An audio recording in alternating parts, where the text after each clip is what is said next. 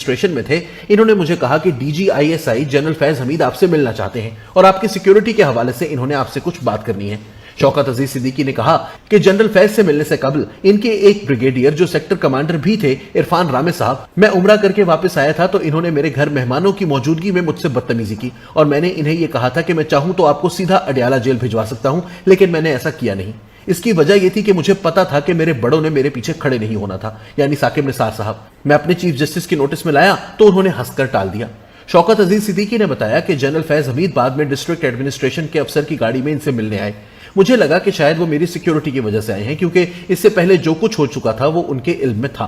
खैर, जनरल फैज ने मुलाकात करते ही अपने ब्रिगेडियर के रवैये की माजरत की। बाद अज़र जनरल फैज हमीद ने एक जनरल सी बात करना शुरू कर दी कि जब नैब कोर्ट से किसी को सजा हो जाए तो हाई कोर्ट में क्या होता है। मैंने इनसे पूछा कि आप किस केस की बात कर रहे हैं, तो उन्होंने बताया कि नवाज शरीफ के केस की बात हो रही है। मैंने कहा कि अभी तक तो उसका फैसला भी नहीं आया, अभी तो हो सकता है ट्रायल कोर्ट ही बरी कर दे। तो उन्होंने फौरी जवाब दिया कि नहीं सर, ऐसा तो नहीं हो सका, यह तय हो चुका है, सजा तो उनको होनी ही है। हम सिर्फ ये पता करना चाह रहे हैं कि अगर ऐसा हुआ तो फिर हाई कोर्ट में क्या होगा।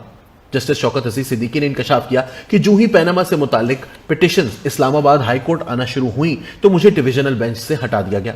उन्होंने कहा कि पाकिस्तान हत्ता कि हिंदुस्तान की तारीख में पहली दफा ऐसा हुआ कि चीफ जस्टिस और सीनियर प्यूनी जज DB में नहीं बैठ रहे थे। इससे पहले NAB cases, murder cases, ICA और बाकी दीगर केसेस मेरे साथी जजेस मिलकर तय करते थे। शौकत अजीज सिद्दीकी ने कहा कि जनरल फैज ने मुझे कहा कि अगर आपके पास ये केस आता है तो आप क्या करेंगे।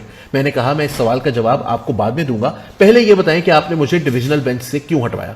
तो फैज हमीद ने इनकार नहीं किया, बल्कि सीधा यह कहा कि हमारी लीगल टीम ने हमें बताया था कि शौकत अजीज सिद्दीकी साहब किसी की सुनते नहीं हैं, तो इनके पास हमारे केसेस नहीं जाने चाहिए। फिर हमने आपके बड़ों से बात की और इन्होंने यकीन दिलाया कि आपको इन केसेस से अलहदा रखा जाएगा।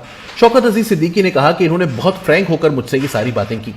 शौकत सिद्दीकी ने कहा कि मेरा ख्याल है कि इन्होंने पहले साकिब निसार से बात की, साकिब निसार ने मेरे चीफ जस्टिस से बात की जो उस वक्त छुट्टियों पर कोयटा थे। और होता यह है कि जज छुट्टियों पर हो तो सारा काम सीनियर तरीन जज करता है, लेकिन हम सारा काम